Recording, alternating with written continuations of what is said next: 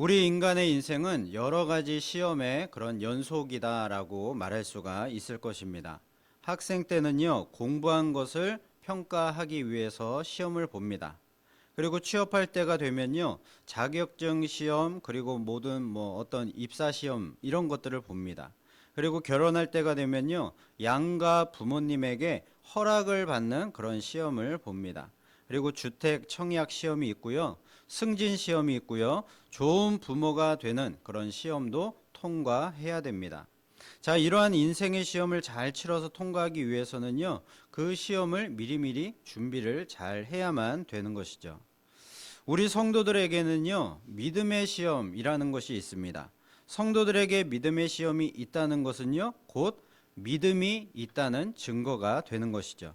그러므로 여러분, 삶 속에서 우리가 여러 가지 이런 믿음의 시험을 당할 때에요, 절망하거나 포기하지 마시고요, 오히려 나에게 이런 믿음이 있어서 시험이 있는 것이구나 라고 그렇게 믿음이 있다는 증거로 여기시고요, 오히려 기뻐하고 감사하시기를 바랍니다.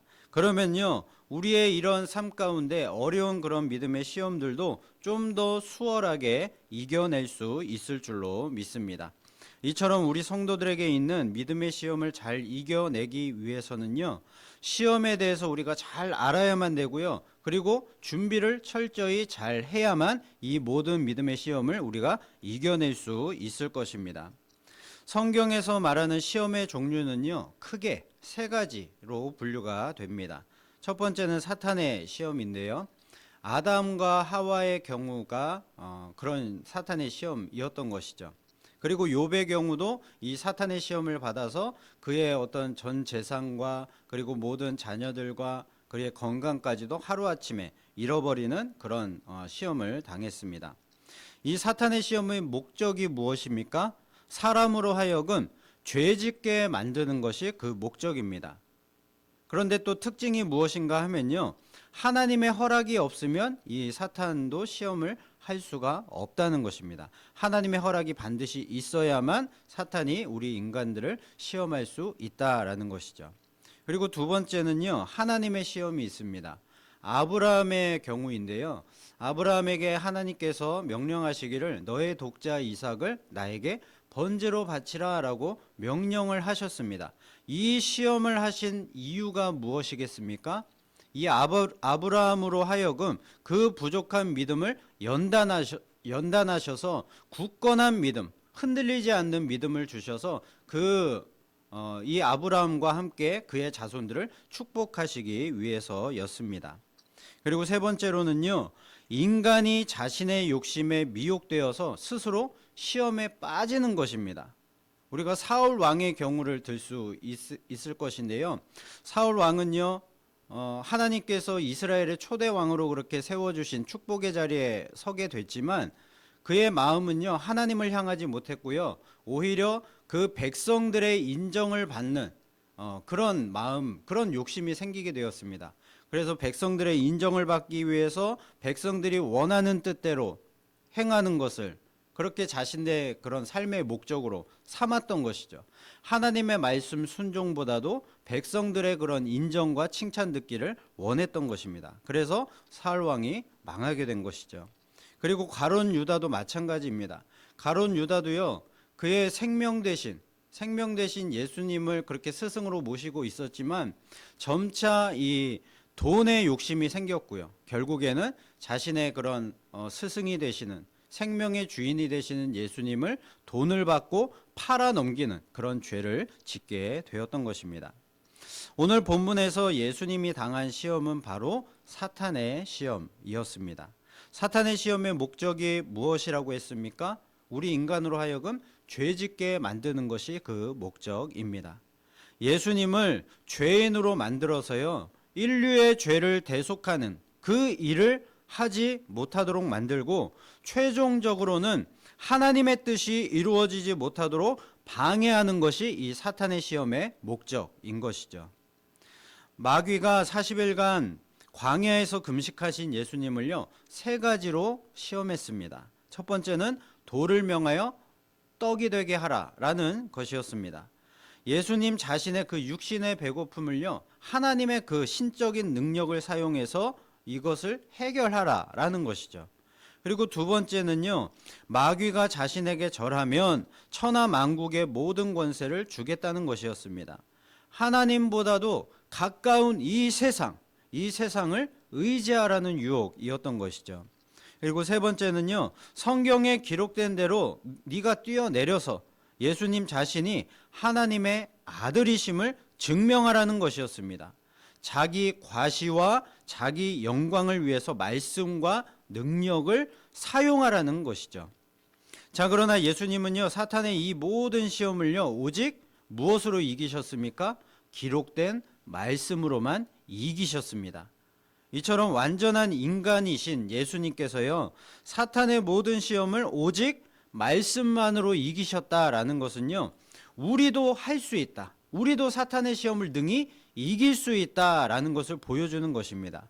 지금 우리에게도요, 기록된 하나님의 말씀인 이 성경 말씀이 있기 때문에요, 우리도 예수님처럼 모든 사탄의 시험을 이 말씀의 능력으로 이길 수가 있는 것입니다. 그러나 우리는요, 실제로 많은 경우를 보면요, 아담과 하와처럼요, 사탄의 시험을 이기지 못하는 것이 현실인 것입니다. 우리가 이러한 현실은 인정하고요, 고칠 것은 고치고요, 부족한 부분은 잘 준비를 해야지만 앞으로의 이런 어떤 시험들을 능히 우리가 이겨낼 수 있을 것입니다. 여러분, 우리가 시험을 이기지 못하는 이유는요, 오늘 본문 말씀에 세 가지 오해 때문이다라고 말씀하고 있습니다. 첫 번째는요, 성령님의 인도하심에 대한 오해 때문입니다. 1절 말씀 함께 읽어보도록 하겠습니다. 시작. 예수께서 성령의 충만함을 입어 요단강에서 돌아오사 광야에서 40일 동안 성령에게 이끌리시며. 아멘. 예수님은요, 요한의 세례를 받으신 후에요, 성령의 충만함을 입으셨습니다. 자, 그리고 곧바로 광야로 이제 가셨습니다. 그곳에서 40일 동안 금식하신 직후에 사탄의 시험을 받으신 것이죠. 자, 그런데 말씀을 잘 보시면요, 세례를 받고 성령의 충만함을 입고서 누구에게 이끌려서 광야로 가신 것입니까? 성령에게 이끌려서 광야로 가셨다 말씀하고 있습니다. 그러니까 성령 충만함을 입은 예수님께서요, 성령의 인도하심을 따라서 광야로 갔고요, 그곳에서 40일 금식하신 후에 성령의 인도하심을 따라서 사탄에게 시험을 받으셨다라는 것입니다. 예수님을 사탄에게 시험 받도록 인도하신 분이 누구십니까? 바로 성령이시다라는 것이죠. 여러분, 이것은요, 하나님의 인도하심이 우리를 항상 모든 유혹에서 자유로운 안전한 유혹에서 건지시고 자유롭고 안전한 환경을 보장해 주는 것은 아니다라는 사실을 말하는 것입니다. 성령님이 예수님을 사탄의 시험의 그 장소로 인도하셨듯이 여러분, 우리의 삶도요, 때로는 성령께서 시험의 장소로 인도하실 수 있다는 것입니다.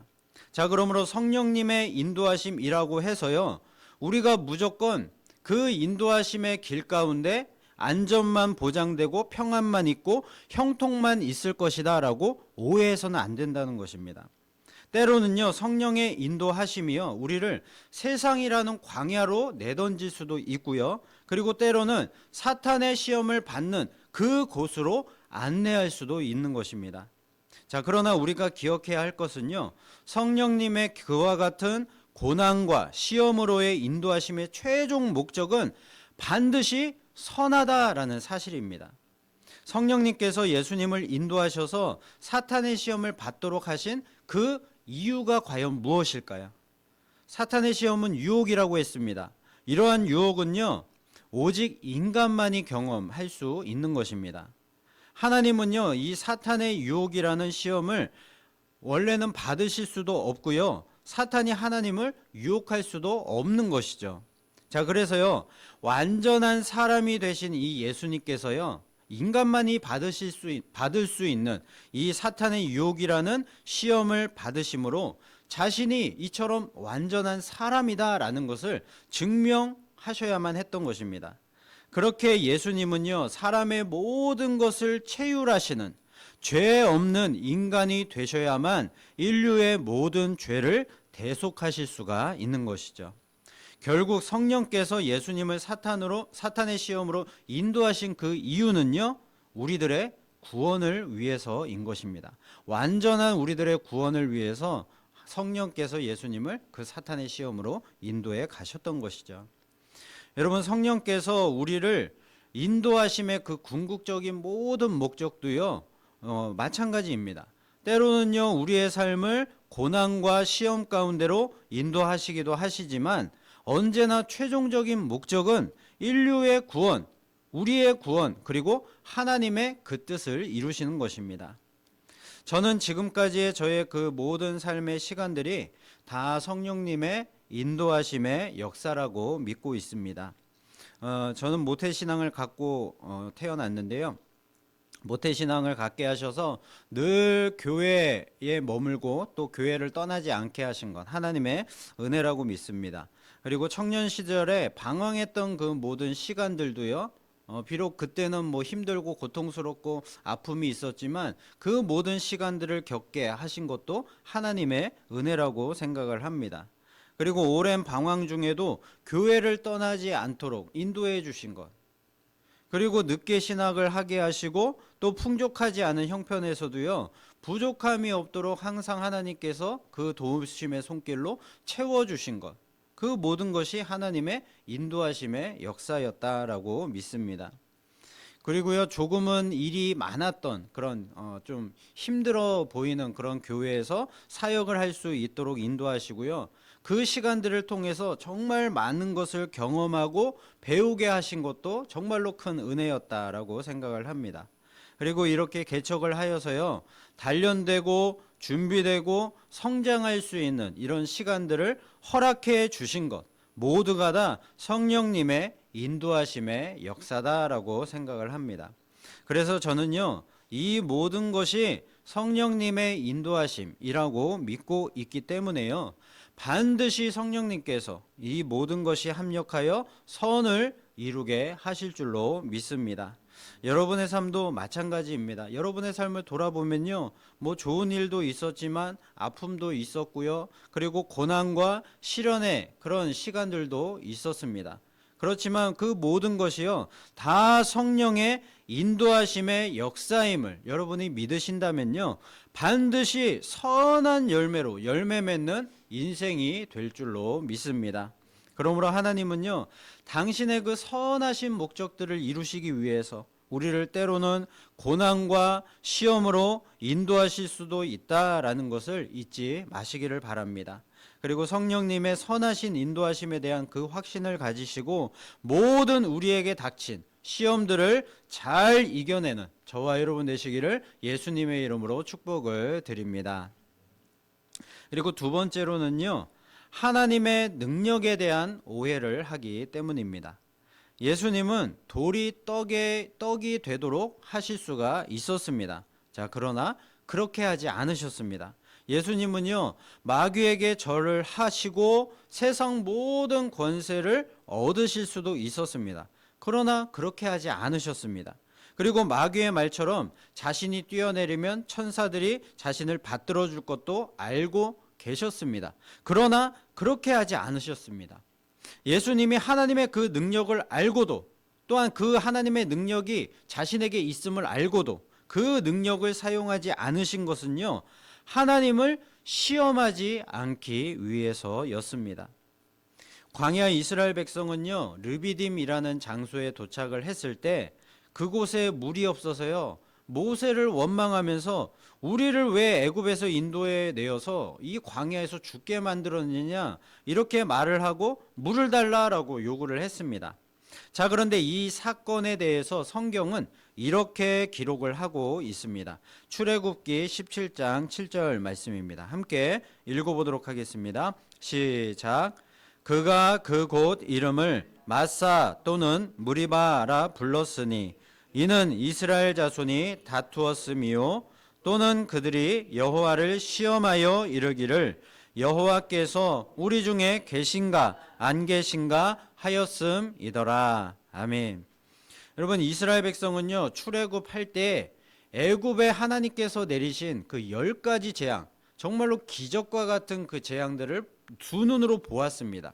자, 그리고 홍해를 만났을 때 하나님께서 그 홍해를 갈라주시고 이스라엘 모든 백성을 그 마른 땅으로 다 안전하게 건너가게 하시고, 또 뒤따라오는 그 애굽의 그 모든 바로의 군사들을 다 그 물에, 홍해물에 수장시켜서 죽이시는 그 하나님의 놀라운 능력들을 보았습니다. 자, 그런데 이스라엘 백성들은요, 그런 일들을 겪고서 얼마 지나지 않아서 지금은요, 물이 없다고 지금 하나님 앞에 불평을 쏟아내고 있는 것입니다. 하나님을 원망하면서요, 그동안의 그 모든 하나님의 기적과 같은 역사들을 모두 다 자신들을 죽이기 위한 것으로 지금 오해해버리고 말았던 것입니다. 지금 자신들에게 물이 떨어진 이 환경을 보니까 하나님을 더 이상 믿지 못하겠다라는 것입니다. 진짜 하나님이 살아계시다면, 하나님이 지금도 우리와 함께 계시다면 그 증거로 물을 당장 만들어내라 라는 것이죠. 사막에서 물이 강같이 흘러 넘치게 하나님께서 하신다면 그때서야 하나님을 믿겠다라는 것입니다.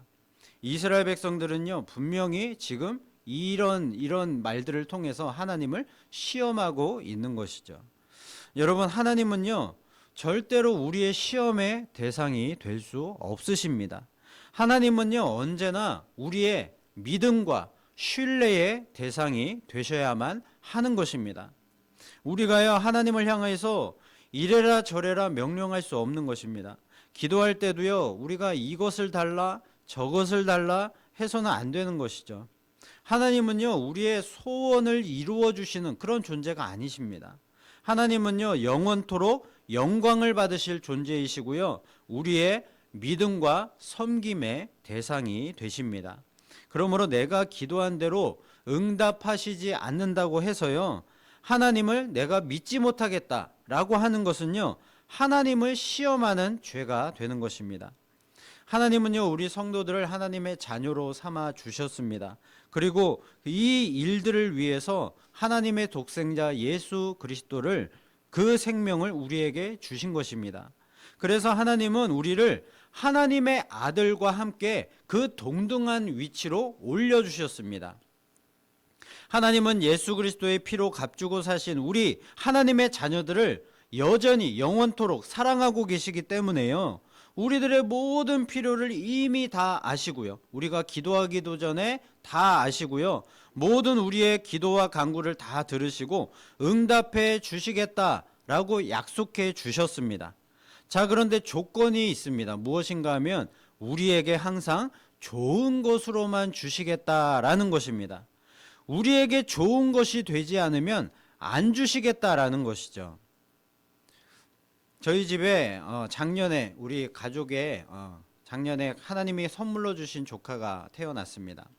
아직 이제 첫 돌도 안 되었는데요, 이 아기가 온 가족 식구들의 행복 바이러스입니다. 제 자식도 아닌데요, 얼마나 이 아기를 볼 때마다 얼마나 이쁘고 기쁘고 행복한지 모르겠습니다. 저도 이런데요, 그 부모는 어떻겠습니까? 자, 그런데요, 아기가 이쁘고 사랑스럽다라고 해서요, 무조건 아기가 원하고 바라는 대로 해줄 수는 없는 것이죠. 먹고 싶은 대로 다 먹이게 되면요, 배탈이 나고 말 것입니다. 그리고 기저귀 갈기 싫다고 막 때를 쓴다고 하면, 그대로 놔둔다고 하면요, 원하는 대로 그대로 그냥 놔두면 병이 생길 것입니다. 그리고 가고 싶은 대로, 이 아기가 가고 싶은 대로 그냥 놔두면요, 사고가 날 것입니다. 부모는요, 자식을 위해서 때로는 못 먹게 하기도 하고요, 그리고 기저귀를 갈기 싫어해도 갈아주는 것이고요, 그리고 마음대로 돌아다니지 못하게 막는 것입니다. 자식이 원하는 대로 다 해줄 그 능력이 이 부모에게는 있지만요, 자식의 안정과 건강을 위해서 그렇게 하지 않는 것입니다.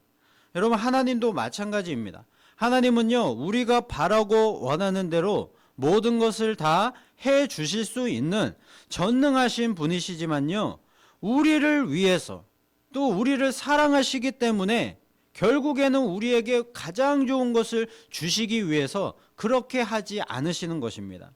그러므로 우리의 삶과 주변의 환경들이 어떻게 변할지라도요, 우리는요, 하나님의 그 능력, 하나님의 그 선하심을 의심하거나 불신해서는 안 될 것입니다. 이 세상에는요, 큰 전쟁이 2번이나 있었습니다. 그리고 지금도 전쟁 중인 나라들이 참으로 많이 있습니다. 역사적으로 전염병 때문에 죽은 사람들이요, 수도 없이 많습니다. 그리고 지금도 각종 자연재해들로 수많은 사람들이 죽거나 고통받고 있습니다. 우리는 몇 년 전에 코로나 팬데믹이라는 정말로 힘든 시간을 보냈습니다. 그리고 그 결과로요, 한국 교회가 많이 어려워졌습니다. 우리의 이 신앙 하나 지키기도 너무나 어려운 현실이 되어버리고 말았습니다. 그리고 우리나라 정치와 경제는요, 너무나도 힘든 시간을 보내고 있습니다. 그러나 이러한 전쟁과 재앙과 고난들이요, 하나님의 살아계심과 하나님의 능력을 부정하게 만드는 증거가 될 수는 없다는 것입니다. 왜냐하면 하나님은요, 이 모든 이런 과정들과 역사들을 통하여서요, 결국은 우리에게 가장 좋은 것을 주실 것을 우리는 믿고 있기 때문인 것입니다. 여러분, 하나님의 능력을 오해하지 마시고요, 그분의 선하심을 의심하지 마시고 하나님을 시험하지 마십시오. 하나님은요, 실수가 없으시고 항상 선하시고 영원하시고 신실하시고 진실하신 전능자이십니다. 항상 우리에게 좋은 것으로만 주시는 우리 전능하신 우리 아버지가 되시는 하나님이십니다. 여러분, 그 하나님 아버지를 믿으시고요, 모든 우리의 인생의 믿음의 시험에서 하나님의 능력만을 믿고 그 선하심만을 믿고 승리하시기를 예수님의 이름으로 축복을 드립니다. 그리고 3번째로 하나님의 말씀에 대한 오해 때문입니다. 예수님은요, 돌로 떡이 되게 하라는 이 마귀의 시험을 사람이 떡으로만 살 것이 아니라 하였느니라 라는 이 하나님의 말씀으로 물리치셨습니다. 무슨 말입니까? 사람은 하나님의 입으로 나오는 모든 말씀으로 산다라는 뜻입니다. 자, 그런데 여러분, 우리의 현실을 보면 어떻습니까? 사람이 육의 양식을 먹지 않으면 어떻게 됩니까? 죽을 수밖에 없는 것이죠. 그러므로 예수님이 인용한 말씀의 그 뜻은요, 사람은 육의 생명이 아니라 영의 생명, 예수님이 인용한 말씀은요, 사람은 이 육의 생명이 중요한 것이 아니라 결국에는 영의 생명이 더욱 중요하다라는 사실을 말씀하고 있는 것입니다. 자, 그러니까 예수님이 말씀하신 참뜻은요, 육의 생명을 위해서는 우리가 떡을 먹어야 하겠지만 사람에게 진짜 시급하고 중요한 것이 무엇인가? 영의 생명이기 때문에 말씀을 우리가 먹고 사는 것이 더 시급하고 중요하다는 것입니다. 자, 그러므로 돌이 떡이 되게 하신 일이 항상 우리에게 잘못된 일은 아닌 것입니다. 그 일을 하는 이유와 목적에 따라서 선한 일이 될 수도 있고 악한 일이 될 수도 있는 것이죠. 여러분, 예수님이 오병이어로 기적을 베푸셨는데요, 그 오병이어로 5천 명을 먹이신 그 기적을 한번 보시기를 바랍니다. 돌이 떡이 되도록 하는 그 기적보다도 이 오병이어를 가지고 5천 명을 먹이신, 실제로는 2만 명 가까이 되는 그런 사람들을 먹이신 이 기적이 더 놀라운 기적이 아닙니까? 그런데요, 예수님이 그 기적을 행하신 이유가 무엇이었습니까? 예수님의 말씀을 듣느라 식사를 늦게까지 하지 못하고요, 굶주린 그 5천 명을 먹이시기 위함이었습니다. 자, 그래서요, 그 기적을 통해서 참 생명이 되시는 분이 누구신가, 그것을 깨닫게 하고 그 사람들로 하여금 믿게 하시기 위해서 그런 기적을 베풀어 주셨던 것입니다. 여러분, 같은 기적일지라도요, 그 기적을 행하신 이유에 따라서 그 기적에 대한 평가가 달라지는 것입니다. 자, 그리고 마귀는요, 예수님에게 천하 만국을 보여주면서 이것은 내게 넘겨준 것이므로 내가 원하는 자에게 주노라 라고 말을 했습니다. 이것은요, 마귀의 교묘한 거짓말이었습니다. 지금 마귀는요, 이 세상은 하나님의 것이 아니라 내 것이다. 그러니 이곳에서 무엇이든 가치 있는 일을 하고 싶다면 내 지시를 따라야 한다라고 지금 주장을 하고 있는 것이죠. 하나님께서 이 세상 권세의 일부를 마귀에게 허용하신 것은 맞습니다. 그렇지만 이 세상은요, 여전히 하나님이 창조하신 하나님의 것이며 하나님만이 이 세상의 참된 주권자가 되시는 것입니다. 그러므로 우리는요, 이 마귀의 교묘한 그 거짓말에 속아 넘어가서는 안 될 것입니다. 이 마귀의 교묘한 거짓말에 넘어가지 않기 위해서는요, 우리가 항상 하나님의 말씀을 잘 배워야 하고요, 그 말씀을 항상 우리가 늘 기억해야 된다는 것이죠. 자, 그리고 마귀는요, 세 번째 시험에서 먼저 성경 말씀을 인용해서요, 예수님을 시험했습니다. 예수님을 성전 꼭대기에 세우고요, 네가 만일 하나님의 아들이라면 여기서 뛰어내려라. 자, 그러면 성경이 기록하고 있지 않느냐? 하나님이 너를 위하여서 사자들을 명하여서 너를 다치지 않도록 천사들이 받들어 줄 것이다. 이렇게 성경 말씀을 인용했습니다. 마귀가 인용한 이 성경 구절의 참 뜻은요, 하나님께서는 의로운 자를 그 모든 의로운 길에서 보호하시겠다라는 약속입니다. 사탄은요, 이 의로운 자를 의로운 길에서 보호하시겠다라는 이 조건을 싹 빼고요, 생략해버리고 마치 어떤 경우에라도 하나님의 보호를 모든 사람들이 받을 수 있는 것처럼 그렇게 하나님의 말씀을 교묘하게 왜곡을 시키고 있는 것이죠. 자, 그래서요, 마귀는요, 하나님의 약속을 한번 시험해보라 이렇게 유혹을 하는 것입니다.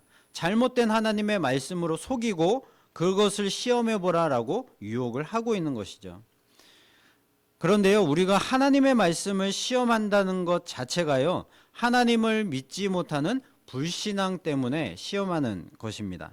그러니까 우리는 하나님의 말씀을 믿고 있다면 하나님의 말씀을 시험할 것이 아니라 그 말씀대로 온전히 믿고 순종을 해야 되는 것이죠. 창세기 3장을 보면요, 사탄이 하와를 유혹하는 그 장면이 나옵니다.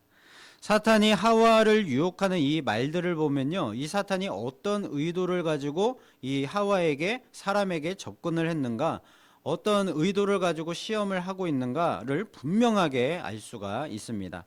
창세기 3장 1절 말씀 우리 함께 읽어보도록 하겠습니다. 시작. 그런데 뱀은 여호와 하나님이 지으신 들짐승 중에 가장 간교하니라. 뱀이 여자에게 물어 이르되 하나님이 참으로 너희에게 동산 모든 나무의 열매를 먹지 말라 하시더냐. 여기 보면요, 하나님이 참으로 너희에게 동산 모든 그 나무의 열매를 먹지 말라 하시더냐. 이 질문을 통해서요, 하와의 마음에 하나님에 대한 의문점을 품게 만드는 것입니다. 이 질문을 듣고 하와가 생각했을 것입니다. 아닌데 모든 나무의 열매를 먹지 말라고 명하신 것이 아니라 선악을 알게 하는 나무의 열매만 먹지 말라고 하셨는데, 그런데 생각을 해보니까 하나님이 왜 그 열매만 먹지 말라고 하신 것이지? 참 이상하다. 이런 의문점을 품게 만드는 것이죠. 자, 그래서 이런 의심을 품게 된 하와가 뭐라고 대답을 합니까? 3절 말씀 보겠습니다. 함께 읽겠습니다. 시작. 동산 중앙에 있는 나무의 열매는 하나님의 말씀에 너희는 먹지도 말고 만지지도 말라 너희가 죽을까 하노라 하셨느니라. 아멘. 하나님은요, 이 선악과를 먹지 말라라고 명령을 하실 때요, 너희가 절대로 이 선악을 알게 하는 나무의 열매는 먹지 말라. 내가 먹는 날에는 반드시 죽으리라. 이 말만 분명하게 하셨습니다. 자, 그런데 이 하와의 말에 무슨 말이 덧붙이고 있습니까? 먹지도 말고 에다가요, 만지지도 말라. 이 말이 붙었습니다.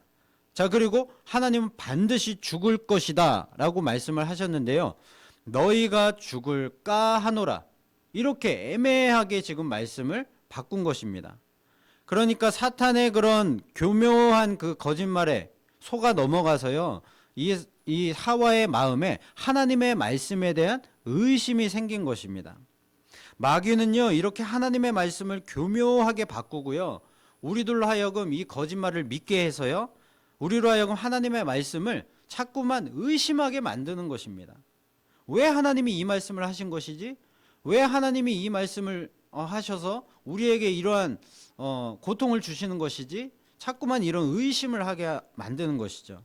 그래서 하나님의 선하심과 능력과 모든 말씀들을 오해하도록 하는 것입니다. 여러분이 잘 알고 있으실 건데요.